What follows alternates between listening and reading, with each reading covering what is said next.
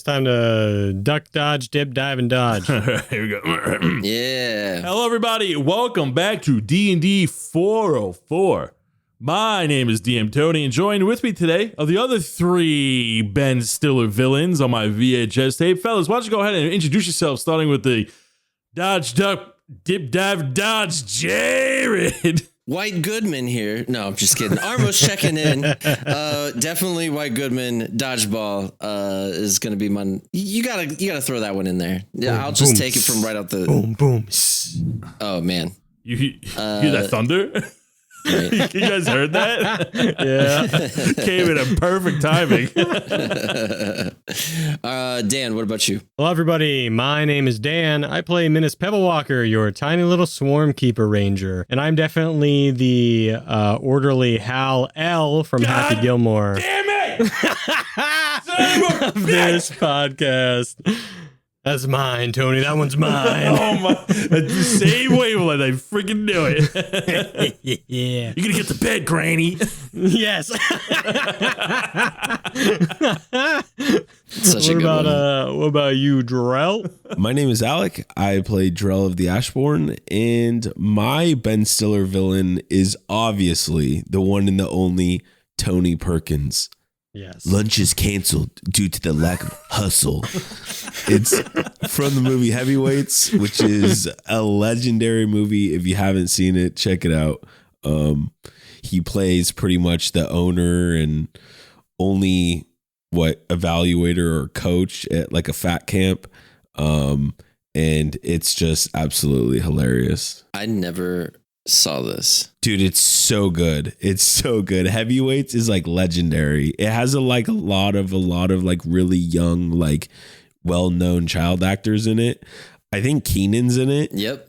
Yeah, it's so good, dude. It's and he says it's where he got like a lot of his it's where he got his like inspiration for like the other villains, like in Dodgeball and stuff. Yeah. Like where it stems from. What about you, Tony? I mean, Dan did take mine. He did take Hal for me, but I'm gonna go with. Hey, we left you with a good one. No, I'm gonna go with Arturo Mendez from Anchorman 2, where he plays the evil Anchor. The rivers will run red with Burgundy's blood. That's not where I saw you going. That's a good one. He's the one that comes down with the whip. Is that what it is? And he's got doesn't he got the like? It's not a maraca. What is that thing called? No, his homeboy has it. Where he says something and his buddy like shakes the maraca or whatever it is. Oh, it's so good. Well, you know the deal. Before we do the recap, we're going to do the rundown. And today's rundown is brought to you by Alec. Alec, how you feeling, bud? Why don't you go ahead and give that rundown? I'll do it. I got one. Oh, Jared's going to swipe it from you. Alex is a little under the weather, so I'll take this from him. What we want to run down is the Discord. Please go and check it out. And by the way, while you're in there, go ahead and check out the announcements. And guess what, guys? We have been nominated for a podcast reward, possibly, but we need your guys' help. So if you guys can, please go out and check out the Discord under announcements. Go and vote for us and get our word out. Let's see if we can win this thing. Now, question. Let's do it. Will the voting still be open by the time this episode drops? Yes, it is on for this entire month. Oh. So, yep. So if you guys can, you have until the 31st. July 31st. To get out there. Yep. So get out there, create an account, you can vote for our podcast I think we're under the gaming and hobby section, and also other podcasts if you happen to find some of your favorite else on there. But yeah, kind of a fun thing. We just got made aware of it, and you know what? We want to throw it out there, see if we can get some votes. Best podcast of the year. Am I right? Yes. Yo, it is thundering something fierce outside right now. So it may be a rainy episode. It may be a rainy session. And with that being said, we're going to go ahead and roll for the recap. Now you know the deal. This is where I roll a rubber foam D4, half eaten by my rabbits, where I'm number 1. 2 is Alec, 3 is Dan, and 4 is Jared. Yeezer. Look at that. I want you to bowl it, throw a little curve on it, and let's see what happens. The attempt. Ooh, is he going left-handed? Oh, yeah. Left-handed? That was a nice little bowl. Okay, wasn't bad. It's a 2. Sick boy. It's Alec. Not taking that bullet from you, Alec. Good luck. Okay, so last session, Flora turned into a demon hawk. Minus then grapples a wing to bring her to the ground. Drell, was doing his thing, helping Mammy, making sure that he was not overtaken by the vines each turn, and Armos force cages Flora. Minus blows up the staff, but nothing changes in Flora. Armos drops the force cage because Flora can still cast spells through the bars, and Drell and Minus were reduced in what they could do. Then Flora turned into a demon gorilla. Armos hurls Flora through hell. Drell hits her, of course doing my thing, on the way back, and does an immense amount of damage. After a grueling fight, Minus does the last blow with a rapier to the Bloodshard in her chest, I think, right? And then Flora melts into goop. Minus goes into the fetal position, I'm pretty sure. I was, also Drell was trying to calm down Mammy after, being built with rage and having all this stuff done to him. And then Armos picks up the FFCS bag and finds Io's lifeless body inside with a bunch of letters. And that is where we are. Bard, play that music. Good morning, good afternoon, and good evening, and welcome to the world of Humbrea, featuring 3 first-time adventurers and 1 very patient DM. This is DND404. Fellas, boyos, we pick up today's session in a valley within the kingdom of Brim. The 3 of you were ambushed by Flora, who was seemingly Minus's childhood friend. Just about a day away from reaching North Trillis, we now focus back on the 3 of you, holding a bag of holding branded with the FFCS logo from Flora's dead, melted body. And inside this bag are a stack of undelivered letters and the body of Aoterra, the little furry creature that has been delivering your letters since Arc 3. As the 3 of you hold the bag, you notice that the clouds become heavy as you stare at the fuzzy little dead body, and you notice that the clouds become heavy with rain, and it slowly starts to pour.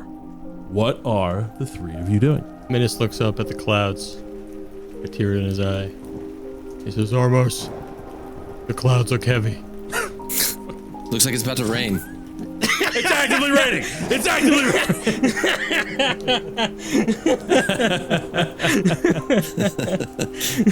No, but Armos looks up and just takes the moment in. Due to you being north, you notice that the rain is particularly cold as it begins to drizzle into a pour onto you, given where you are in the world.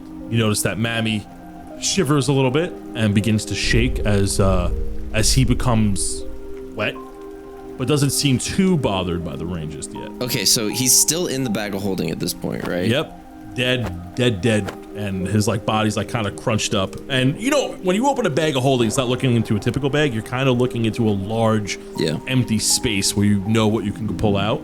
So he's laying down on a top of a bed of letters. I guess we pull him out just to make sure, in kind of a quick panic, you know what I mean? Just to make sure he's gone, and then we should probably give him a good send-off, you know what I mean? Just leaving him in the bag of holding seems unhumane. Okay. Jeez. The thunder outside my window is a paid actor today, by the way. I don't care what you say, nature. We're giving him a good send-off. I start digging a hole in defiance of the nature. You notice that when you're holding Aoterra's body, he's as light as a feather. He's a small creature as is, but he's just, you notice that the hair on his body, he's maybe 80% fuzz. That's how small and tiny this creature really is. His looks were a little deceiving. You thought maybe he'd be almost 150 pounds, to humanoids running around. But no, he's as light as a feather to you as you hold his body and begin to give him a proper send-off. Yeah, I think since seeing how I'm sure Minus is trying to cope with this. I think it would make him feel a little bit better if we did this without even asking him. Minus is definitely like still kind of on the ground, just staring at the sky. And he kind of tries to collect himself and stands back up. And you do see him just kind of walk back to the cart and get inside. Keeping to yourself, and you notice that the Sids are sharing the same sorrow as you are. And although you're being reserved and your friends pick up on this, they can sense more of your feelings through the Sids because they're having a harder time holding back the feelings that you're holding inside. And they're just a little more, they show more expression than you're currently showing. They seem sad. I feel like pretty much during this entire time, Drell was the one, making sure everything's okay with the cart, making sure everything was okay with Mammy, checking like the reins, the harness, like making sure everything's like still like ready to go before, we leave, just like prepping and stuff, I think. Minus does come back out and you see he has one of his journals now. And he does, without saying a word, is going through his old friend's things now, dead on the ground, looking to see if she kept that flower that I gave her. So all of her belongings were in that bag. So after Almros had taken Eoterra out of the bag to begin giving a proper burial, you begin to shift through the bag and you notice that there is the flower in the bag. However, it does look crushed by the other things that were in there. Not necessarily destroyed, just not taken care of as much. It looks like it was shoved in there, but it does hold its integrity, for lack of better words. The other things you find in the bag is just a stack of letters. And as you're searching through you do find the flower, and you also notice that there is, within the letters, a letter made out to you that hasn't been delivered to you yet for now obvious reasons. And as you go through the other letters, there aren't any letters made out to you or Almros or Drell. It's just other letters made out to other citizens who live within Humbrea that just haven't been delivered. The first thing I do is I pick up the flower, and I'm not sure if mending would actually work on like a living thing. It's not technically living anymore. It's a dried up flower, True. But I'm wondering if I can just use a little bit of my magic just to perk it back up. Give me a religion check. That's gonna be a 15. With a 15, 17. With a 17, you are able to put some life back to the flower's stem. You do see some creases and folds, but it does look like it's sturdy once again. And you didn't like fully bring it back to life, of course, but you do know that like in this moment, giving the sentimental value of the flower to you, that you feel a little closer to Melora in this moment, and you feel a little bit comforted with the memories that the flower holds for you. Yeah, I put it back in the spot it used to be in my old journal. And this is my first journal I had back in Arc 1, so it looks very, very dusty and dirty, because I kind of like stuffed it into the bottom of my cart. And then I pick up the letter to read. You take out the letter, you unfold it, and it's in one of those envelopes that you use to send out magically, one of the FFCS envelopes themselves, but it just hasn't been delivered. Yeah. You open the letter up, and you notice that it's from Miranor. Hey guys, I got a letter from Miranor. Oh? I stopped digging for a second and go over there. I guess I'll read it. Minis, do not trust Flora. Something changed, something terrible. She killed our clanmates. She tried to kill me, but I was able to fight her off long enough to get away. I had saved one of these envelopes from when you sent me one of your dumb letters. Although you suck eggs, I hope this letter gets to you before she does. P.S. You have pretty handwriting. The way you dot your I's reminds me of how the girls... Okay, and it goes on. And I stuff it into my pocket.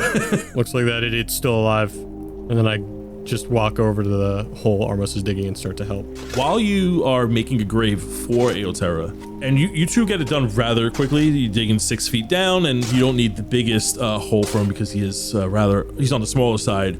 Drell, as you are taking care of Beethoven, and Beethoven is feeling calmer and quite receptive, you need to make me a Constitution saving throw of a DC 10. 17. Okay, you pass, but you notice that you puked up some black blood again. You're coughing as your disease is starting to come back up. We're very on brand today. With the, I take my foot and I cover it, and I look at Mammy and I say, "You didn't see anything." Trumpet-like noise comes from Beethoven, and you wipe the black blood away and you dig it into the dirt as it quickly gets washed away from the rain, as now the rain is now picking up. It's starting to become a lot heavier. Looks like a bigger storm is coming along now. And I'm going to say enough time passes where you are able to give Aoterra a proper burial and reflect and perhaps make a little gravestone for him to signify the grave off the side of the road. And I'm gonna go ahead and just say that you guys took 20 on this and did a really good job and did your due diligence with the best of your situation. Is there any words you would like to say or any actions you would like to do before getting on your car to continuing? I elbow Menace. Aoterra, you were a good guy. You're definitely gonna be missed, especially by Lily and Lila and Jordan and Minutia and Fred and John and Gertrude. And I'm listing all his kids' names. All 40. And I go through all 40 whatever kids' names. Like memorized by heart for some reason. Almost your face becomes from like a concerned friend to like slowly droops down as he's like listing all the names slowly. Every name sounds like it's the last one on the list, but it just keeps going until finally and ends. Hemsworth. I'll send a letter to your family.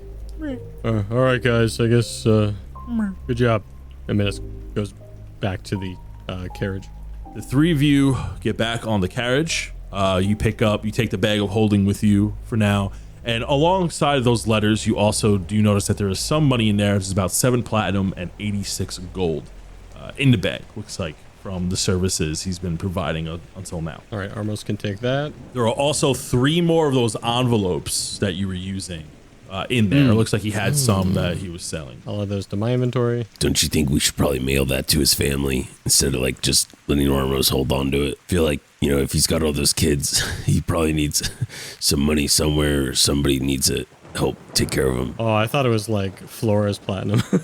Yeah, if it's his, we can send it. It was in the bag. It could have been hers. It's just the money it was just money in the bag. Yeah. I feel like we're pretty well off either way. I feel like we could just, since he was murdered, we could probably send it to his family. Okay, yeah. Since we don't know whose it is, maybe we'll just put half in ours and half in theirs. How are we gonna send this? I hold up the letter, the magic letter.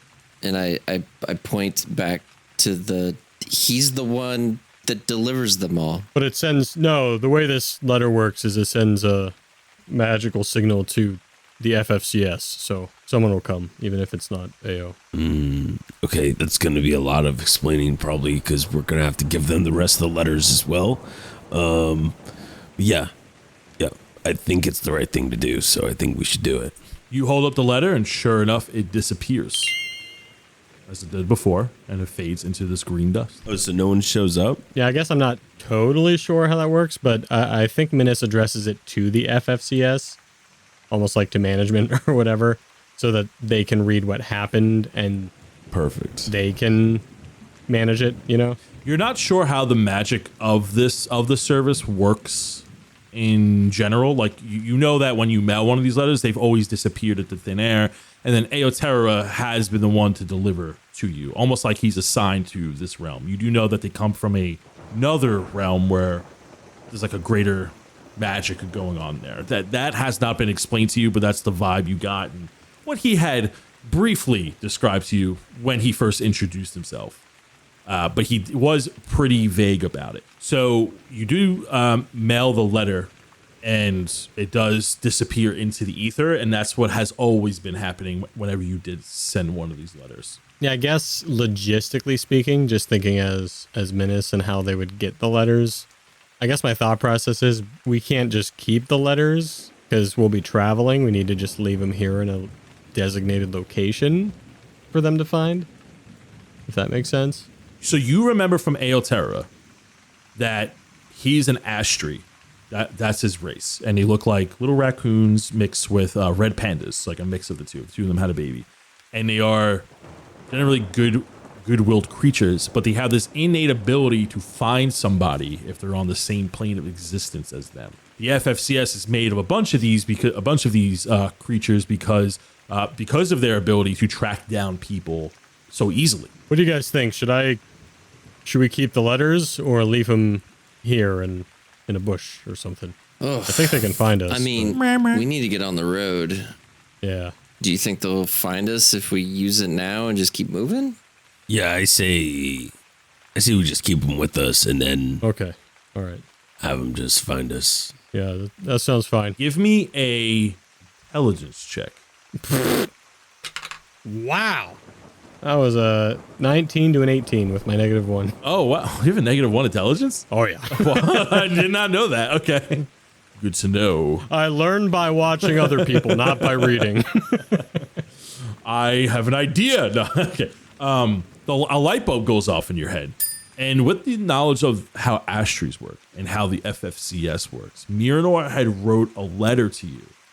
And Aotero's body was found on her person. It's possible that she had used Aotero to track down your location with the means of the letter.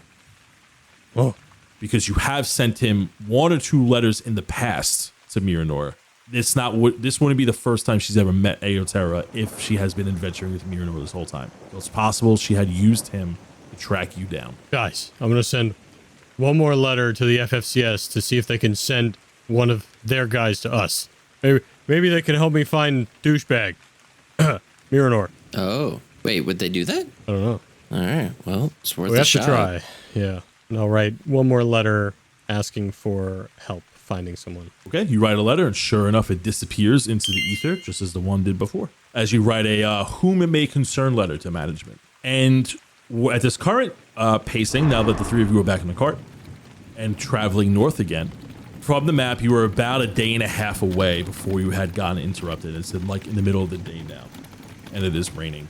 And as Beethoven continues forward, the ground quickly turns to slosh and mud as the Kingdom of Brim is made up of loose, lightly coated snow with heavy mud across the land. And the 3 of you begin forward. We are going to skip ahead into the next day. As mentioned in our last after show, we forgot to mention the last episode. Our last after show, the 3 of you have leveled up from that fight to level 15. That's what I'm talking about. Yeah. Any changes? Anybody want to talk about their levels real quick? Level Cleric. I'm still doing Warlock. Level 15 Warlock on the straight and narrow path. Look at that. Drell is a level 12 fighter. Because I have 3 levels of barbarian. So yeah, I took a 12th level in fighter. Yeah, going back down the path of the fighter. Very nice. Nothing very nice. too special, nothing too big, but everything's an improvement. Okay. And now the 3 of you are level 15. I believe for Armos specifically, since he's been a Warlock for 15 levels, I believe that's a big milestone for him. I mean, I just have, level 8 spell. Level 8 spell. Just a little something in the back pocket just in Mystic case things Arcanum. go crazy. I can cast 1 level 5 spell. Oh, level 5. That's actually awesome. Yeah. Oh, there's one thing. I'm going to go invisible and just stay invisible. So you wake up the next day after traveling the rest of the half of the day, and as you wake up from your long rest, you see that Armos just goes invisible with his newfound ability. Armos! Wait! Armos isn't here! Drell, we lost him. Someone might have taken him in the night. What? Wait, taking who? Oh, Armos, I can hear you! Are you a ghost? No, I'm right here, and I grab Menace by the shoulder. Oh, how'd you do that? I learned it from you. You just go invisible, right? Oh, so that's what that feels like. Yeah, I know. This is what you've been doing to us this whole time. My bad. Sorry, guys. I didn't know it felt like this. I just imagine Drell driving the cart and the 2 of you are poofing in and out of invisibility. Just back and forth and just hear the sound effects. Heck yeah. He's just so bad at that. I hear a tea kettle from the front of the cart. So it's called Shroud of Shadow, and I can cast invisibility at will without expanding a spell slot. How many times can you do it? As much as he wants. As many times as I want. Really? It's like kind of like wizard stuff. You continue to travel on as you play with your new abilities. And a few days pass, 2 days to be specific, and you finally reach the most northern part of the Kingdom of Brim. It took you about a week to get here. The three of you are now facing the pathway known as No Man's Land. As you approach the most northern part of Kingdom of Brim, No Man's Land, you notice that the snow began to become heavier and heavier and colder until you reach No Man's Land, which is a straight path between a deep valley. The mountains stack high and the clouds are mix of blue with a little bit of white light shining through them. Although it is about midday by the time you arrive here, it feels like nighttime with how much shadow and shade is being blocked out from the clouds above you and the mountains valleying next to you. It is officially a winter wonderland. Drell, you feel very comfortable here as you feel the breeze coming through the cracks of the carriage and sitting up front. You ignite the fire within the carriage to keep it warm, but you know that Beethoven, Mammy, is very comfortable here, and you notice that as you begin to enter, that he has a little bit more pep in his step. The ground is covered with packed snow, with frozen mountains deep in the distance. Before you is a frozen valley between a set of snow-covered mountains. The frozen land bridge is the only pathway leading into North Trillis. The breeze coming in from the valley makes you feel comfortable, and for Minas and Armos sends a chill down your spine. Truly a sight to behold. The fire roars as it tries to combat the cold in the carriage, and you begin to traverse the frozen path. Welcome to North Trillis. Took you about a week to get here. So, Drell, you are more familiar with where you are now. After the three of you have crossed No Man's Land, which had taken you about half a day to do that, it's a very long land bridge, and you see that the valley widens out. It is almost a flat, frozen tundra with mountains deep in the distance, and instead of hills, it's like massive snow mounds, but there's no longer a road to go to. Because, Drell, you know that civilization here is non-existent. It's tribes and clans, and from what you know, that the only thing that's really out in the snow are beasts and creatures, whether they be simple creatures or magical creatures. Anything that like travels in like group with intellect, so to speak, tend to stick to the mountains because of the volcanoes that lie dormant where there is heat to survive. What's going through your minds as you are now entering North Trillis? I don't know. I think Minas is really struggling right now. This is a lot more quiet than he has been. Lost a friend who turned into an enemy. Lost a friend who, even though he didn't remember my name, was still a true friend to him. And also, obviously, got tossed a Bloodshard and went crazy for a minute by Ormos. So he's going through it. Wow, we're still talking about that? Jeez. No, he's thinking about it. And hopefully he's thinking of all the great things Drell's done for Minas and never done against Minas. And then he looks at Armos. No, I'm just kidding. He's definitely journaling most of the way. He's just got Drell on one side of his shoulder and then Armos on the other side with all his good thoughts and bad thoughts. It's been a tough time. You should just turn around and leave. No, Minas, come on, we gotta go. It's really me on his shoulder, just invisible. No, but really, we should get more Bloodshards. What? And I definitely journal about everything that's been going on. And I'm probably preparing another letter for my mom. Something along the lines of, did you get my last letter? Is Dad okay? Is everyone okay there? Make sure you're looking out because people are looking for me. That's what you're doing with most of your day as you come to the end of this travel. So you cross No Man's Land. You are now in North Trillis. You spend the rest of the day of sunlight to continue traveling into North Trillis. And then as the dark sets in, the snow picks up as the weather gets noticeably harsher. As Beethoven begins to slow down, within the storm, pulling you guys as the weather is now roaring. Beethoven seems tired, and the three of you will probably need to stop for the night because at nighttime you get the sense that snowstorms get really bad. You look behind you and your tracks are already covered. Is there any way I can try to look for like some sort of like, maybe not cave, but like overhang or coverage that we could maybe pull to the side and get out of the wind and the snow directly? From what you were witnessing, it was completely flat when you had first entered. It hasn't gotten mountainous or anything yet. There are some snow mounds, but you don't notice any caves off the bat. You know that like caves would be towards the mountainous areas, but everything kind of seems to blend in with one another. You can move over to the side, it wouldn't matter because everything looks the same right now. Okay.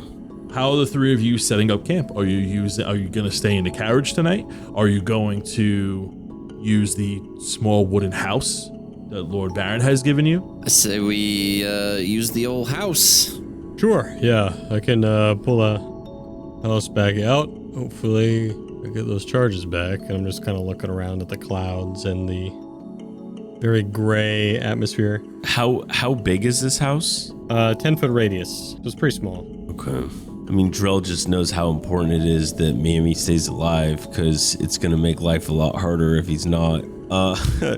So what I would like to do is wherever Menace sets up the house, I want to try to make like a little alleyway between the cart and the house and like make like a little tent area for Beethoven. Yeah, give me an animal handling check as you try to make him comfortable for the night. I feel like I could do this. Or survival check. It would be survival. It would be survival. Oh yeah, survival, survival. for sure. 18. 18. You, Mammy, and Beethoven nestles into the snow, and you like lay a tarp over them to try to keep them warm and try to block out from the storm like blowing in their eyes. But Beethoven seems pretty content where he is and begins to nestle in the snow. Okay, so one thing you guys are gonna need to realize about this area is there's a lot of stuff out here. A lot of animals, a lot of beasts, a lot of monsters, normal and magical. A lot of them run in packs or have the ability to survive out here. So, you guys got to stay on your toes, stay alert. I mean, don't get me wrong, this place is beautiful and, but with beautiful, doesn't mean it's not dangerous. So what I'm thinking is maybe the two of you stay in this house and I'll stay in the car, and then we can, that way we can keep an eye on everything. Okay. We should be good. I trust your judgment, Drill. I think that's a good idea. We'll stay in here. And you see when the tiny hut pops up, this time it looks like Kara's little treehouse. Oh, back in Arc 1. That's awesome. I have that map here. Hold on.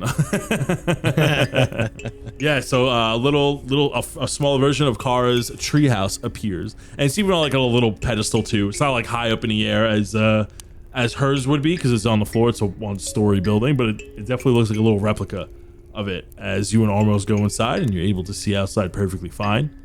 And Drell, you go to the cart, and the cart has 2 floors. The second floor is much smaller, so more of like a crawl space where like you have some of your extra supplies, and that's where your beds are. If the 3 of you were sleep in the cart, and there's like little hatches that you can like peek out of every so often from the cart to take a look around your surroundings. Oh no, that doesn't look very flat to me, but whatever. And then Drell thinks to himself, he goes, this is awesome. I can't remember the last time I had a room to myself. The real reason I decided to sleep out here is because Menace just snores so bad. I don't have the heart to tell him. And scribbles for an hour before he goes to sleep. Yeah, if I have to listen to parchment one more time, I'm going to lose it. It's really weird that he writes out loud. And that is why we are going to North Trillis. All right. Good night, Menace, go Armos. to bed. I pass out. Drell can like faintly hear that from the cart and just happy he's not there to like witness it firsthand. Like a gust of wind blows, and in between the silence of the wind blowing, it's like, "Dear Mom." There's a lot of snow here. If you guys listen to the recaps, I've definitely made those jokes before. I don't know why I'm saying this out loud, but and we go to bed. And you go to bed, wake up the next morning. Armos, you notice that throughout the night, before waking up, you heard some particular noises out in the wilds. In between the howls of wind, and I will say that Drell and Minus also have heard this, because the three of you are on alert where you are. Between the howls of wind were the howls of wolves, with a particular type of screech at the end of it. It almost sounds like laughter. I wake up hearing this, right? You heard this throughout the night. It sounded very far away. It was concerning, but you don't know what's out here. You haven't been here. You're particularly colder than the others are. And you heard some howling with some weird trail like a weird trailing off into laughter that sounded like laughter. Whenever I notice it's like a little closer, can I look out do we have windows or do we have to just go outside? In the hut, you can see outside all around 360 view. Ooh. Like everything's kind of like the opacity is kind of like at like 50%, so to speak. The walls. You can see out, but nobody can see in type deal. You can't see more than 5 feet in front of you due to how like dark it is in North Trillis, especially during snowstorms. So you don't notice anything nearby other than Mammy. What if I have devil sight and I can see and then dark vision? Oh, that's true. In the dark you can see out more, but it's just total blackness. Skeptical squints as he moves away from the window. You do wake up the next morning unscathed, potentially. The three of you have heard those howls. If anyone would like to make a check of what it could be. Do I get to roll with advantage? You can roll with advantage. Everyone can make me a survival check. Well, I don't know if I've ever done a survival check. Well, let's just say I'll never do one again. I got a nat 1. 25. Almost your jaw's like super extended with like a finger going, or like scratching your chin. Drell, those are gnolls. I knew it, Armos. I'm gonna kill you. Okay, first off, What could they be? I knew it before I even rolled the 25. I knew what it was, but I said, you know what? Maybe it's something different, but it wasn't. It was exactly what I thought it was. and then I come in. Did you guys hear those wolves? They're gnolls. Oh, that makes sense. Yeah, wolves. Yeah, that makes Wolves sense. don't, cackle at the end. It's definitely a gnoll, and it's definitely because of Armos. Yeah, I And, thought that and was actually, weird. you too, Menace. You guys didn't want to listen to me. That just selling me. You guys wanted to go back down into the pit. Drell, the Ashborn is siding. Tell him, Sid. I did not talk to and yell at a Knoll god. Anyways, so we're still being hunted. So that's good to know that they didn't let up or anything. Oh, cool. All right, nice. I guess, like, since we haven't heard them before, is there any sort of estimation that any of us would be able to tell how far away they are? With a 25 survival check, it sounds like they were hunting off in the distance. Since you were able to hear them, they're probably within a 3 to 4 mile radius. So the thing is, where you are is very open, and at the same time, there are a lot of mountains in the distance. So like things echo. So you're not sure exactly how far it is. It could be miles and miles away, and the laughs echoed throughout the valleys that are nearby. Or it could have been like a mile away and it was like a hunting party of gnolls. Maybe they're within a 5 mile radius if you did hear them hunting last night. Okay. This is not really what we needed right now, but, can't really do anything about it, so...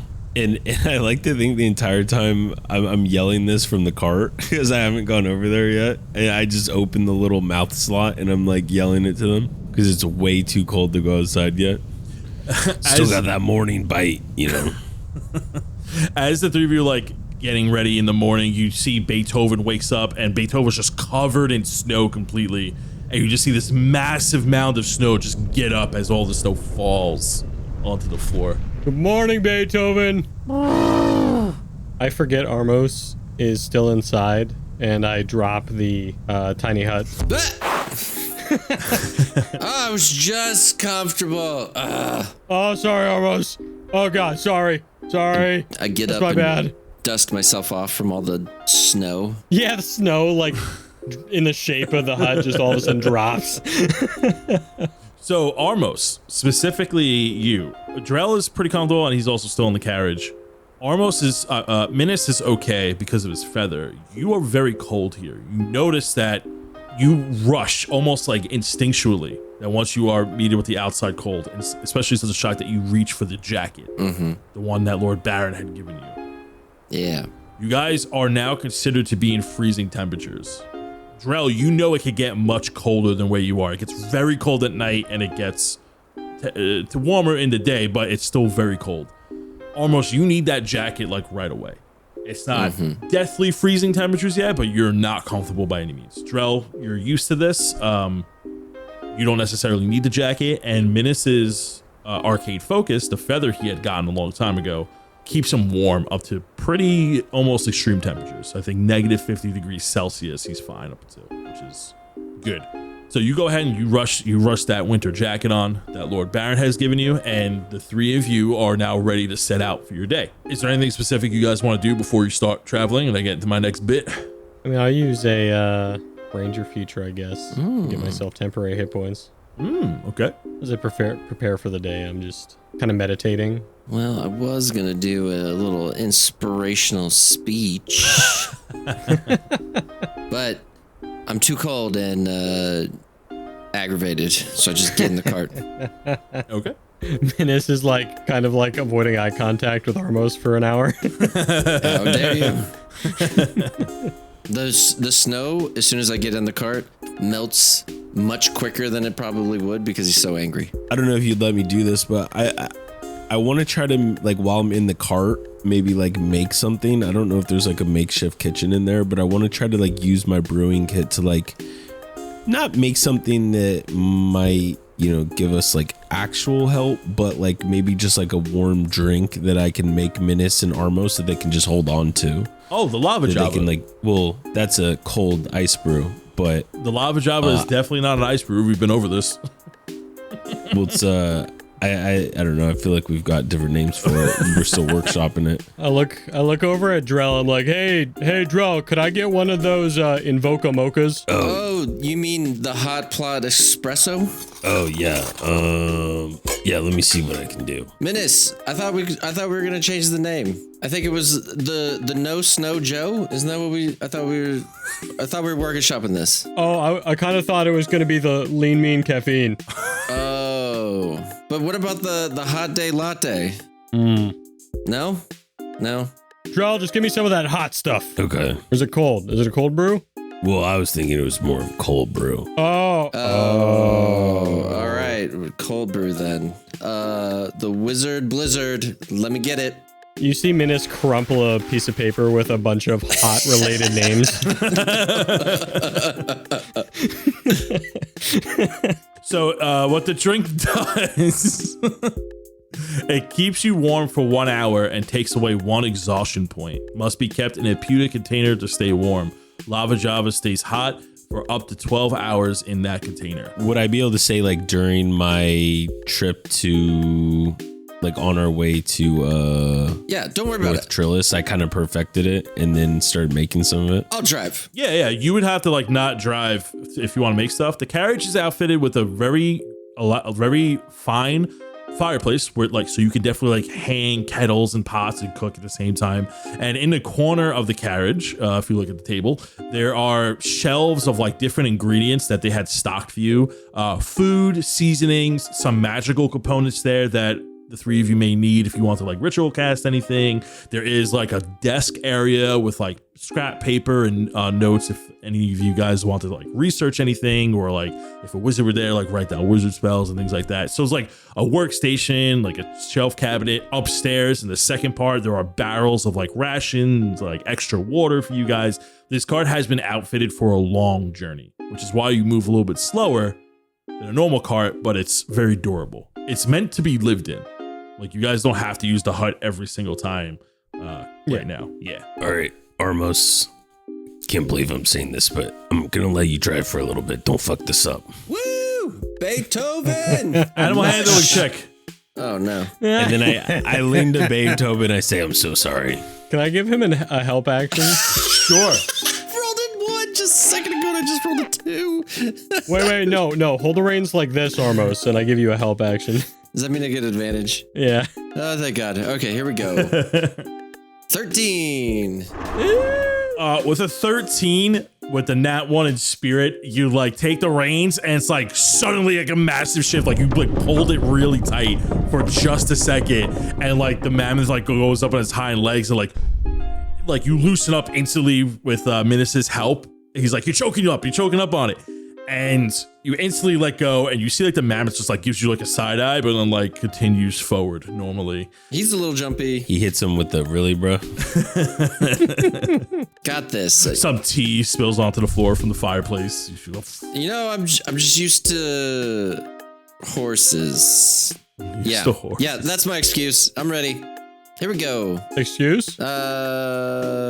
Vast majority of North Trollis is this white frozen tundra, and you are following the map and you are heading as forward as possible. The map is written in a way where it's not like go here, because there's no landmarkers other than specific mountains. So it's a pretty vague map, and you notice that it uses more of a geographical sense in a broad way of like where the mountains are, and like any mountains that take a very specific shape. Like one is the shape of like a thumb or resembles a thumb, and that's kind of how like you're moving forward.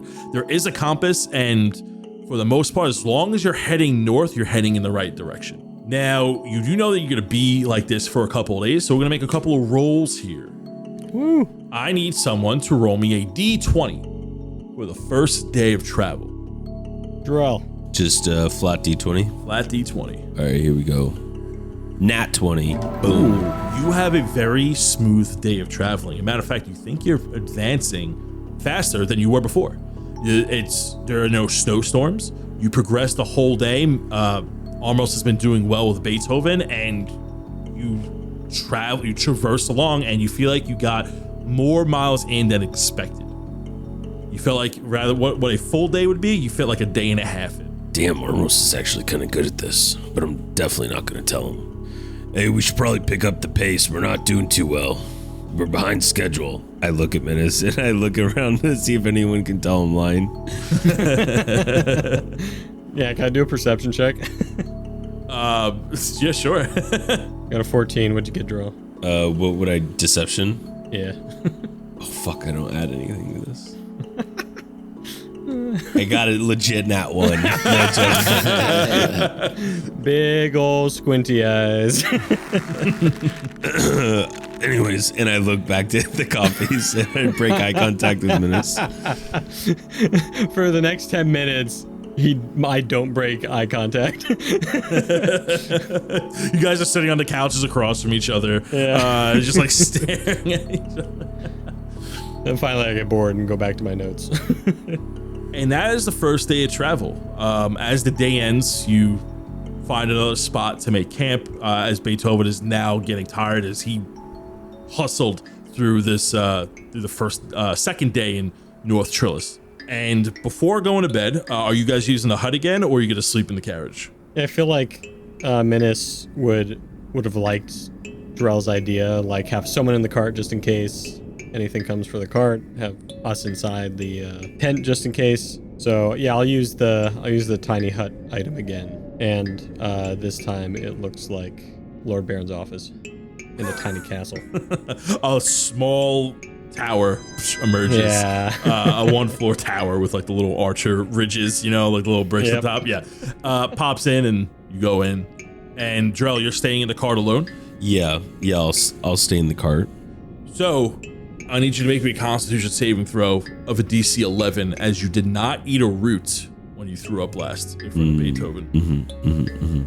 Yeah, I'm trying to, lean off of him. I feel like it's all in my head. Don't really need any of that. Drell coughs a little bit, but I rolled 23. More of this black blood comes out on your palm as like you cough into some cloth, and you don't take any damage, but it is a bit concerning like how much blood is there. Yeah, I think I will actually eat a root this time. You go ahead and eat a root, and you go to sleep for the night, and you don't get the best sleep. You find yourself having a dream in the same space where you would meet Edgar. Oh God. The dragon personified as your rage. And it's not, you don't recall a specific conversation with him. However, when you wake up the next day, you have these feelings about a conversation that took place, but you can't recall what was said to each other. You remember feeling angry. You remember feeling upset. You remember him pushing your buttons to make you angry. You remember saying something back to him to incite anger out of him. You remember seeing his large, battle-torn body. And you also get the sense that he was making remarks about your corrupted blood. And he wasn't referring to his sickness, that like what plagues your clan. He says that like he's your rage and he gives you strength when you need it, right? He reminds you of that, but you remember him mentioning once before, a long time ago, how you have this corrupted blood that is clashing with him, and he's referring to your lycanthropy. And when you wake up, you get the sense of like he was making fun of your rat form. He was talking down to you. He was exploiting your weakness to you. Stupid dragon doesn't even know what he's talking about. Fucking hate that guy. It definitely felt like more of a dream than an actual experience, but you can't be too certain if it was an experience or not. You don't. It's very hazy to you, but those are the feelings you get from last night. And the three of you pack up your things. Beethoven once again is happy of sleeping in the snow and wakes up, large mound. He's always covered in snow, and the three of you are ready to set out on your day. Is there anything the three of you would like to do before setting out on travel? You know, I'm gonna do my. I'm gonna drive again now that I'm well. You know, seeing Drell, he looks a little tired. I offered to go ahead and drive once more. Be like, you know what? Let me just make sure I got the handle of this, just in case. You know. Oh yeah, totally. Yeah. I got a 12 in animal handling if I need to do that. But while I'm driving, regardless, I'm gonna do a inspirational song. A little inspirational song. All right. Just you know, it's just gonna be the cliff notes of the song. But it'll just be the chorus. You know what I mean? That I'll keep singing just to cheer everyone up and give them a little liveliness. Almost thinking a level on Bard. Minus is tapping along. Yeah, you give an inspirational song. How does the song go? It's gonna go, we rolling out, we got a mammoth named Beethoven. Head into the valley where the winds be blowing. Warm clothes on, man, we ain't slowing. It's DND404, yeah, we keep on going. We rolling out, we got a mammoth named Beethoven. Head into the valley where the winds be blowing. Warm clothes on, man, we ain't slowing. It's DND404, yeah, we keep on going. Armos is just filling the, he's got the reins of the animal. He's just happy as can be. And you guys then travel again. Minister Armos, give me a D20 flat. Armos' turn because he's driving. Woo! Yep, with a 12, Mammy is pretty receptive to you. 17. Smooth traveling. It's pretty great. You notice that there's no snowstorms or anything, and you go another full day of travel looking at a frozen tundra, and you travel a full day. Beethoven once again gets tired, and the three of you are ready to sleep for the night. And the three of you do. Are you repeating the same process of Drell in the cart, Minas and Armos in the hut, or are you changing it up? Yeah, why not? And this time it looks like Numi's little bookshop. You wake up the next morning as the three of you go to bed. Drell, you're kind of keeping notes of what's going on. You don't hear any Knoll laughter. You kind of get the sense that with how the last 2 days of traveling, you may have gotten out of earshot from them. You had a really good first day of travel with that nat 20, and with a 17 today, you guys were striding along, and the weather has been very cooperative as for the last 2 days. You don't notice anything, and the three of you drift off to sleep. And then you wake up, and you notice that your surroundings seems different. There are now piles all around you. You see out from the hut, when you open the hatches from the second floor, you notice that there are these little balls of snow that almost look like snowmen all around you. Mammy wakes up and looks around, and there are these little snowmen surrounding you. Big snowmen, tiny snowmen. Very crude, very primitive snowmen, but it looks like there are just these snowman creatures all around where you are parked. Around you, there are like large stones, like covered in snow. You can see everything almost on a flat landscape, but there are like some dips and divots by about 5 to 10 feet around you. You're not like in a very hilly area, but there are like stones and piles of snow all around you. But like I said, you see all these snowmen just built without any rhyme or reason, just surrounding the cart. But they are all facing you. Oh God, this is not good. It's Jack Frost. Wait, didn't we just read a letter about Santa? Hang on. Can I do a perception check to see if they're like moving or breathing? Go ahead and make me a perception check. That's going to be a dirty 20. You do not notice any type of movement from them. They are stoic. They are just facing in your direction. Creepy. Okay. I would like to throw my hammer at one of them. I'll do you one better. While Drell's doing that, I'm going to fireball these ones to the north of us just to see what happens. Oh, like how they're looking at us. Yeah. They're looking at you. Are you guys letting him do that? I don't really like the way you asked that question. Can we do a simultaneous multi-attack? I get out of the cart. Can I get onto the roof of the cart? You absolutely can. Perfect. I go out the top of the hatch as the wind's blowing, blizzard, cape floating in the wind. I try to see if any of them move, and after a moment of shouting out, not seeing any of them move, getting frustrated, I shout out one last time. If nothing still happens, I send a fireball to the north in front of Mammy and hit 4 of them. Well, you said you were calling out. What are you calling out? You guys just saw snowmen and started freaking out. What are you? Armos, you're on top of the cart with your staff of power. I'm assuming that's how you're casting fireball here. Yeah. Can we do a countdown? Like 3, 2, 1 multi-attack? Yeah, I love that. You can, but Armos said he's shouting something out. I was just curious because you guys, how I'm understanding is that you guys saw snowmen, got freaked out, and now are casting fireball. I'll say this. Armos is doing this. Are you guys going to do it at the same time? I do a slingshot at the one closest to me. Okay. Drell, you're throwing your hammer at the one closest to Mammy? Yeah. All right. We all go clamber up to the top, and without warning, with the blizzard going, we fire away. Okay, how much damage does it potentially do? It does 41 point of damage. Menace, what are you doing? Slingshot. To one of them? Yeah, the closest one to me. I got a nat 20. So you shoot the one closest to you on your east side of the cart, and then Drell, what are you doing? I like to think that I pop I open the door of the cart and I stick my body out of it and I throw the hammer at just the closest one to that, the first one I see. Go ahead, roll a hit. I got a 25 and a nat 20. Okay, are you attacking 2 separate ones or the same one? I'll attack the first one with my nat 20 and the one closest to Armos to the east with my other one. I also got a nat 20. Okay. Roll for damage for both of you. Potential damage for both of you. Put a lot of pressure on Menace. I don't like the way you say potential. Mine is just 18 damage. A 12 and then 14 on the crit damage. Armos, you shoot a fireball from the top, instantly ignites, the snowmen melt. You don't hear any sounds, but you see some type of humanoid figure evaporate within the flames, leaving no trace or body within the snowmen. Completely melted away. You even see as the snow is melted down, but there's still snow underneath it. That's how packed this is with the fireball. It couldn't even melt all the way down to the dirt that it lays on.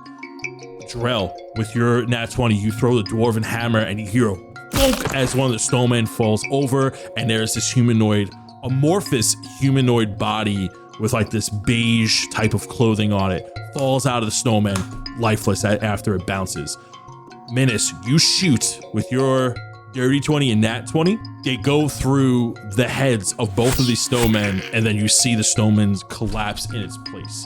You see that the ones that you did not hit begin to just explode. Like the snow falls out and you see these creatures run away in opposite directions. You see the one from the west of Mammy jump out of the snowman, runs.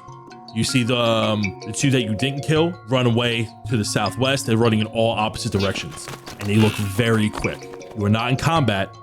The three that weren't evaporated by Armos's fireball now laying lifeless on the ground.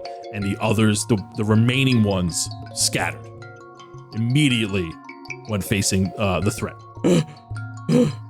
We got some. Are we safe? Let's see. This one that ran away to the southwest, I'm going to jump off the cart, move 30 feet to the south in attempts to catch one. And then I'm going to Misty Step and try to, as a bonus action, and then try to grapple one of them. I also have, since I casted a fire spell, and flames around me that shed a bright light, and any creature within 5 feet of me takes 1d4 fire damage, but...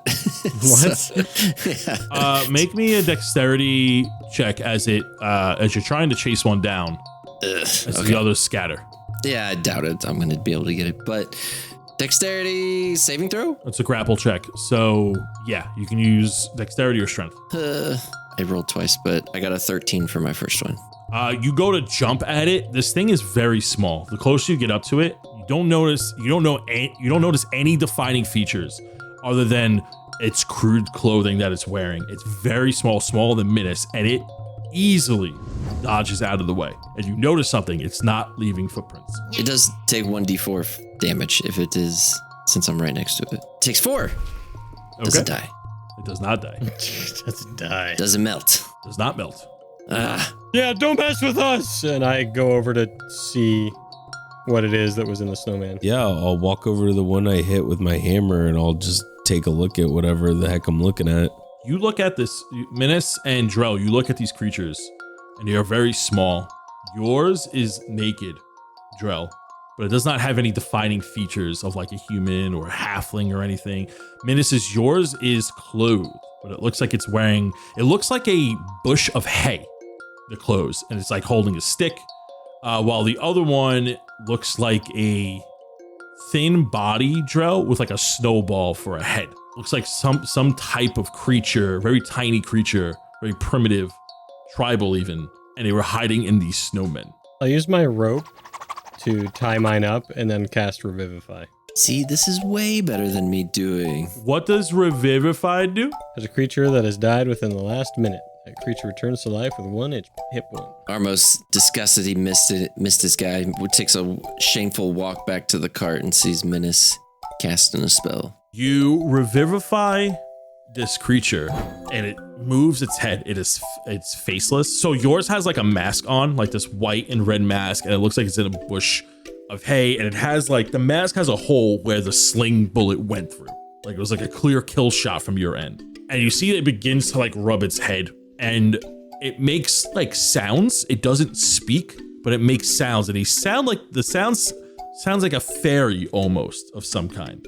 Like a very faint reverberated echo. As it looks around, then it looks at you, and you see that it tries to it like wiggles it wriggles back because it's tied up, and you get the sense that it's like trying to like scoot away from you. It's okay. Do you understand me? Yes or no? It just like rides in place. It's like not communicating with you, it's just trying to get free. You see it's like scooting away in the snow, like a little butt scoot. Are you holding it in place? Yeah, I'm holding on to the ropes, you know. It looks at you through the mask, no emotion. Can I take off the mask? Yeah, you take off the mask, and behind it, its face looks like a rock with like a swirl in the center of it, but there are no facial features. It's like its body is like a white amorphous blob connected to like a stone. Give me an Arcana check. Got a 17. Got a good old 6. No, 7. Got a good old 7. Almost, you get a sense that this isn't a creature in the sense like a monster or a beast. You get it feels like something magical, almost like an elemental. Do you speak orc? I say in orc. It looks at you with expressionless because it doesn't have a face. Huh. You speak gnomish? I say in gnomish. How about goblin? Minotaur? Celestial. Continues to look at you. And like it's making like soft sounds, and it sounds like echoey reverb, like a little like maybe like a bird chirp or like a fairy chirp, and like it echoes a little bit. But it's not coming from like a mouth or a specific part of its body. It's like almost as if it's like surrounding it. If we bring him into the cart, we have a quick little rest and just a short one. We can ponder on what to do, and I think I have an idea. I have a spell that I could use, which is comprehend languages. I guess if you want to take some time to work through your spellbook there, we can try. I know it's in here somewhere, and I flipped through all my pages. Draw, we got a live one. Okay. Yeah, I guess I'll bring this guy in the cart. Oh, I don't have to. We actually don't have to wait because I leveled and I get an extra spell slot, or like, so I could just equip it. I don't know. How do you want to play that out? I'll say that you have it. I cast comprehend languages. Your third eye opens as you expand. Your eyes turn white as the knowledge of the universe swarms into your head. Suddenly, you know every single language, and you can speak it. You can understand it. You can feel like you can talk to gods as your soul feels lifted. And you look at this thing. It looks back at you. Do you have a name? It continues to stare at you. We're not bad guys. You know what I mean? I'm just trying to like figure out what to say. Menace, what do I say? As he says that, Drell's dragging one of the dead bodies of the other ones in the background. When you say that we're not bad guys, it like tilts over to the side, sees Drell lugging one of the dead bodies, and like tries to like scoot away with its feet. I don't know if this is how you guys say hello, but I'm assuming this happens a lot. I'm actually just gonna let it scoot, and I'm just gonna like follow really slowly behind, as slow as it's going. And you see that just like slowly like keeps scooting and just staring at you. Every time he turns around, I'm just the same distance away. He's not even like looking away from you. He's like, it's like you feel like it's staring at you. It doesn't have eyes, it doesn't have a mouth, a nose. It's just its head looks like a rock. You talk to Sid. Sid's a rock. Uh-huh. Maybe you show Sid him and maybe they talk. Hey Sid, can you translate? You see Sid walks over to it. It looks at the Sid. Sid looks back at it. They stare at each other. Sid goes, meh. It continues to look, and it's shifting in place because it's tied up. Sorry guys, didn't really work there. I'll cast Detect Evil and Good with my rod. Okay. And just so to refresh, what does Detect Evil and Good do? For the duration, I know if there's an aberration, celestial, elemental, fey, fiend, or undead within 30 feet of me. So I just want to know if it's any of those. It is definitely an elemental. I'm guessing there are no others around in 30 feet. They all left. No, they all left. Guys, it's an elemental of some kind, as me and the Sids are like... It doesn't have any weapons though, right? It does not. It had a walking stick, but that's on the floor, and you look at the stick, and it's like a very crude branch. Can I do a nature check to see if I know what it is? Yes. Yeah. Flaccid 20. Flaccid 20. I mean, I know as a player what it is, but I don't know if Minas would. So with a flaccid 20, with a nature check, you're familiar with a lot of books you read most of your childhood. This is a elemental creature. And although you don't know exactly what they look like, they inhabit all different types of areas. This is what you may refer to as a Chiwinga. There it is. Oh, and I think I've read about these guys. They're a little, I don't know if I'd call them mischievous, but they're little fun little tiny creatures called Chwingas. What else do you know about them? Are they dangerous? Not always. Sometimes they are, but not always. What were they doing surrounding our cart? I don't know. I shoot an eye at them, and as he's scooching back further and further, he's next to one of the other bodies. I look at that one just to make sure it's looks the exact same. They look identical. They do look identical, and they all have that same swirl imprinted in the middle of where the face would be. It has scooted away. There's like a trail of a butt scoot from like where Minas is. It's just like trying to get away. I do cast Cure Wounds at 2nd level on it to give it some hit points back. You don't notice any physical change, but it does seem to scoot better. All right. Well, as a group, do we let this go and let everyone know that we just destroyed part of their group? Or do we not leave this one as a survivor? What do you mean not leave it? And I hold up my hands like about to snap.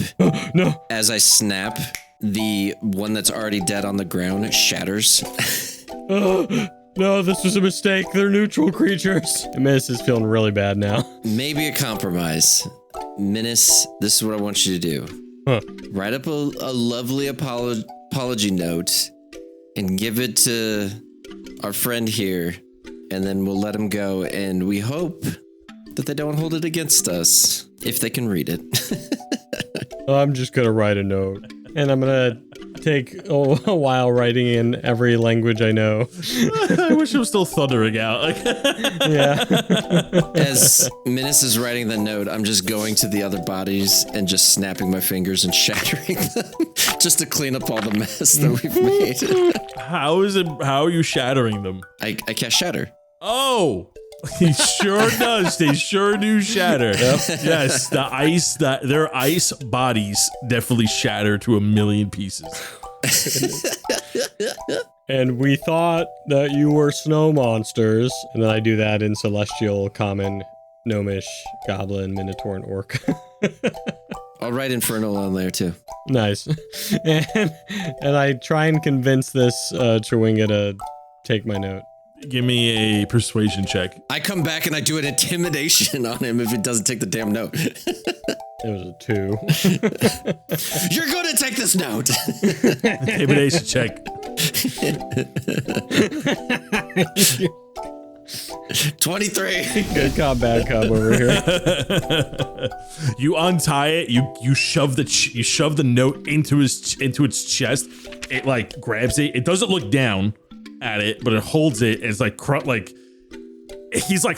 he has the letter. It's like in the center of his fist. You notice that he doesn't really have fingers. It's in the center of his fist, crumpled on from like the middle of it. And then you see that it just like turns its head, and then his body just runs as fast as it can the other way. You know, it didn't really have pants, but I'm pretty sure if it did have pants, it peed it. You know what? I think we handled that well. And I dust my hands off and I go back into the cart. Uh-huh. I also go back in the cart. And the three of you get back in the cart and begin to travel. And you continue about your day. Okay, so I'm going to need one of you to roll me a d20 for this day of travel after this morning excitement. All right, my turn. Isn't that Dan? No whammies.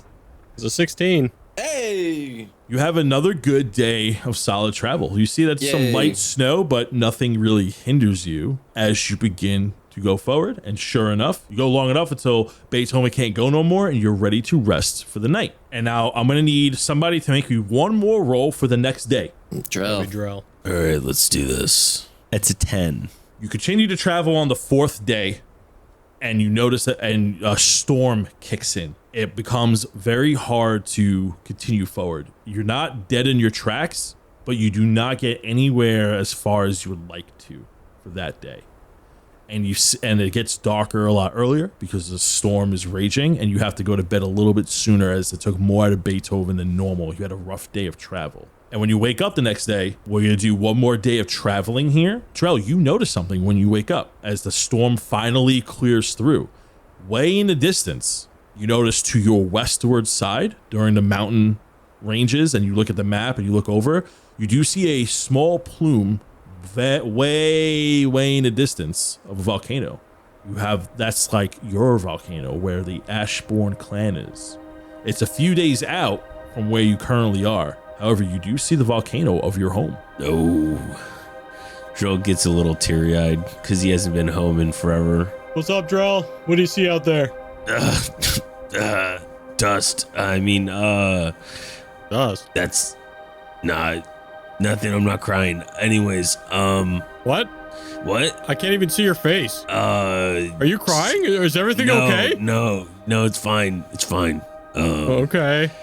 Just, and I just kind of still looking over the side, or out the window, I guess. And then all of a sudden, Menace comes into your view. What you looking at? It's Mount Versari. What is Look, that? over there? You can see it. And I point to the direction of the volcano. Oh, Never seen a volcano. Well, I'm sure Armos will be a little bit happier. It's a little bit warmer, not much, but Is that where we're going? I mean, we'll probably pass near it at least. Well, how do you know it? It's where I'm from. It's my home. Oh, Armos! yeah. You hear that? I did hear that. We're passing by his hometown. Wow. Should we stop by? I feel like we've talked about this. Want to take a little detour? I would love to go home as much as the next person, and you know, I miss a lot of people there, but what we're doing is really important, and Lord Baron said time is of the essence, and trust me, if we could spare the days, I mean that's 6 days there, or 3 days there, 3 days back, and another day that's a week. You know, I just don't think we can spare the time, unfortunately. Oh, okay. When we do, I feel like we'll be able to come by again, and I'll show you guys my home. Gotcha. I mean, what do you guys? I mean, right? I don't know. Like Well, I think it would only be 3 days there, because then we could just go north from there, right? That's true. Maybe your aunt has some info about your mom and dad that she has been telling you about. Well, no. I mean, trust me. I know, but what I'm saying is, it's 3 days additional that it would take us. Like, trust me. I think the information would be great, and I would love to talk to my Aunt Dory about the developments of my personal life that have been happening recently, and I cough a little bit. But I just don't know if we have the time. It's a group decision though, so I mean, What do you think, Armos? I choose not to vote in this one. What? I don't think it's my call. I don't know. I'm kind of torn. Like, it's a group decision. I'm indifferent. I don't know. I can't tell you not to go there. I mean, we're 3 days away from it. This is the closest we've ever been. It is the closest we've ever been, you're right. I can't speak with animals real quick. I'm like, hey, Beethoven. Oh, Menace. It's been days since I was being able to speak with somebody who speaks mammoth. How have you been, friend? I like to think that they do hear Minus going, Yeah, you're never blowing trumpets. You're spitting raspberries right now. yeah. So, hey, listen, we could possibly go west and see Drell's parents. My But I parents are wanted to dead, know. so I mean, well, I guess Drell doesn't. yeah, you hear, or sorry, his family, and he. I was wondering, it might take us like 3 days, but do you think you could get there in 2 if we go at a faster pace? Well, I mean, it depends on the weather. If we had a bad snow day, then possibly take longer. I mean, you are driving. I trust you that you're leading me to safe places, and you aren't putting me in imminent danger, and I don't see why I wouldn't trust you. And then, as you're talking to him, you notice that the area gets a little bit foggy around you. It's like, oh, dense snow, as like fog emits from the ground, and you see that the mammoth trips up a little bit, like he steps in a hole.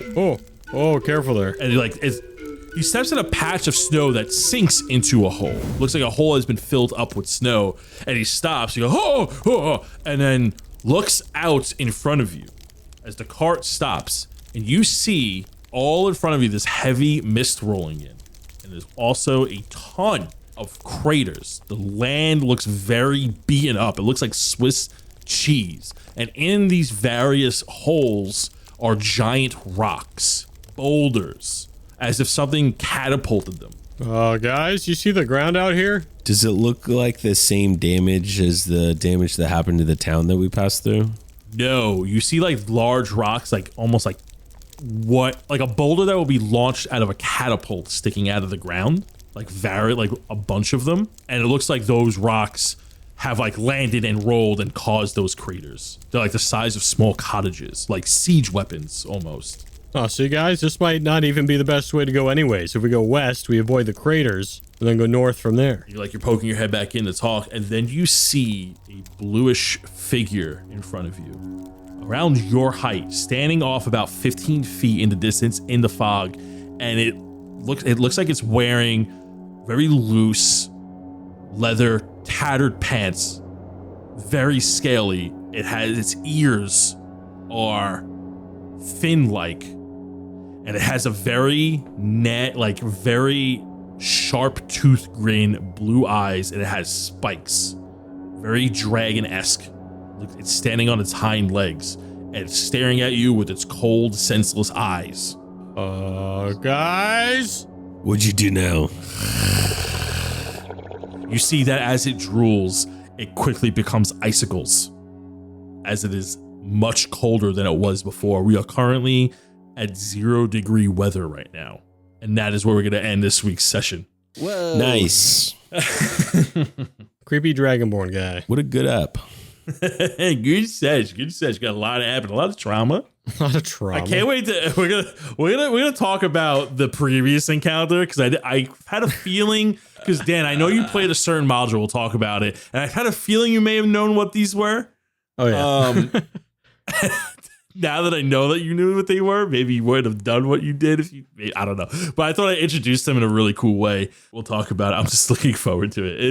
It is a travel episode, but a lot did happen if you read between the lines or listen between the lines. I like how after all the ominous stuff stopped in the beginning of the episode, the rain outside my house also stopped. That was super convenient. Thanks, nature. Yeah, they appreciate that. So I'm actually a little more curious if what happened before is now even more ominous because nature stopped. We'll see. Who knows? We'll find out in the next session 110. So do we have any remarks or closing thoughts as we about to end the show? I can't wait till next episode. With our newfound abilities, I can't wait to unleash them. Okay, does anybody have a recommendation? We got time for one rec. Yes. Go see Long Legs. Oh. Don't look into it. Don't look anything up. Yeah, just go it see is- Long Legs. Just know that What is kind- Long Legs?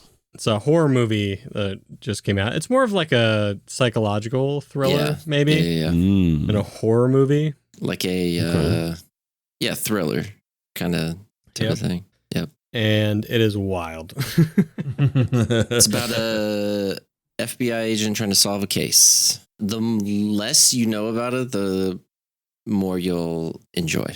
It is very creepy. A lot of adult Yeah. themes, I guess. Not so for the there kids. was, when we went to see it, there was a child in our theater. Oh God. And we had to be. I normally don't like say anything, but our group, like, we were like, no, we gotta like tell someone, like, hey, this tiny kid is in this horrific movie about childhood trauma.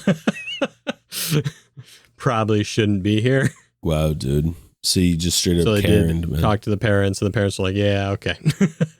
Oh, they actually left? Yeah. Mm. Was this all before the movie? It was like right at the beginning. I don't think the parents knew what the movie was about. Mm. Oh. Then why would you take your kids? Okay, anyways. That's like dumb to me. Good recommendation. Check it out. Less you know, better you'll enjoy. Yeah, for real. But yeah, I think that's it. All right. We're going to go ahead and roll to the Patreon supporters. Thank you for the love and support and everything in between. And we'll catch you next time. Say Bye. goodbye, everybody. Bye. Tony loves Chachi. Get back into bed, Grandma. Hey, it's me, Drell, and welcome back to Drell's Bodacious Bodatorium, the only gym for all the right muscles. Thank you again for your memberships. This gym palace would not be the same without all of you. I just have some house cleaning announcements I need to make, and then I will let you get back to your session. First, we have the Shadow Smugglers. To the Dread. Even though it was short-lived and the sauna is back out of service, I still appreciate the support. I understand you can't control how hot you get sometimes, especially when you get angry. Trust me, if anyone can relate to rage, it's me. To be honest, I'm just glad I'm not the only one Jack Sonasinki rubs the wrong way. God, I hate that guy. P.S. I will also need some gold for that smoothie. Next, Alara Dawnstar. Although Alara is relatively new, she has recently been promoted to supervise the Blend and Bulk Fitness Smoothie Station, which is now hiring part-time. Please contact Alara if you're interested in applying. Please, we're kinda desperate. The only ones that have been applying so far are the SIDS. I'm actually thinking about making Sid of the Ashborn her supervisor, though. Could be a good move. Next, we have Reese. After returning from his trip exploring Humbrea, Reese has a new outlook on life. He's made it very clear to me that he's no longer interested in teaching cycling.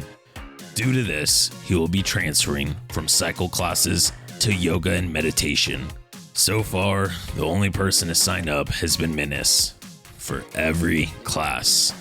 I did see one though called Let's Froya. It seems to be a mix of froyo and yoga.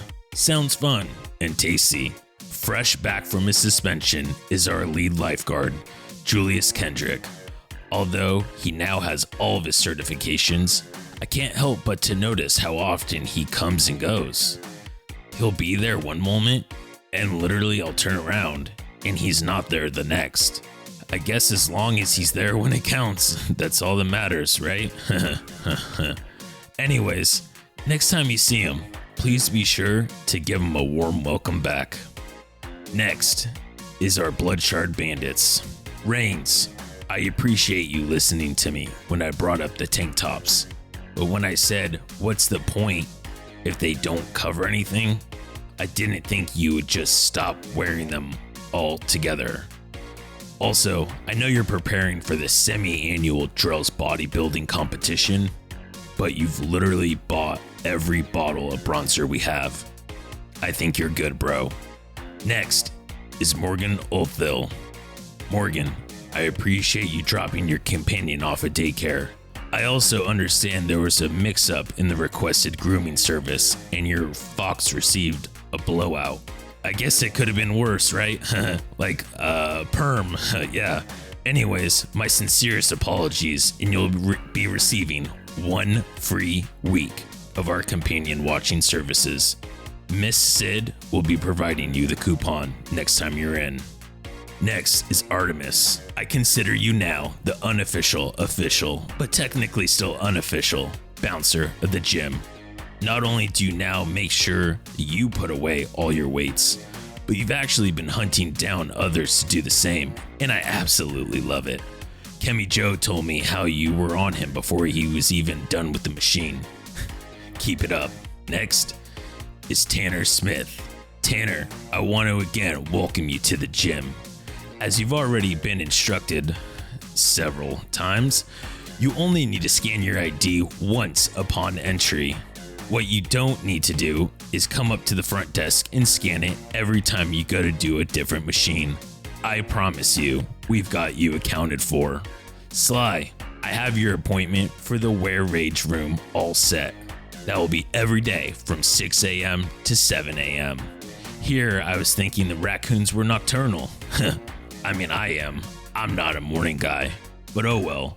Also, your profile has now been updated to reflect both forms, so we won't mistake you for a normal raccoon again. Next is Rommel. Your wood expertise is needed at the sauna. There was an unfortunate fire a few days back, and we'll need your help to rebuild. Remember, I need the wood, but please leave the dirt. So, I've actually assigned a Sid to sweep up behind you as you walk through the gym, so you should be good. Next is the Sidget College alumni, Andrew Hall. Andrew, I recently had a conversation with you talking about the 1 smoothie per hour requirement for anyone not working out. Did you really think you could get away with just sitting in the corner and drinking 1 smoothie halfway and then putting water into it and then drinking the water and then continuously refilling it? You didn't think I would notice that? Come on, Andrew. 1 smoothie per hour. Next, we have Patrick Wennerstrom, aka Punk.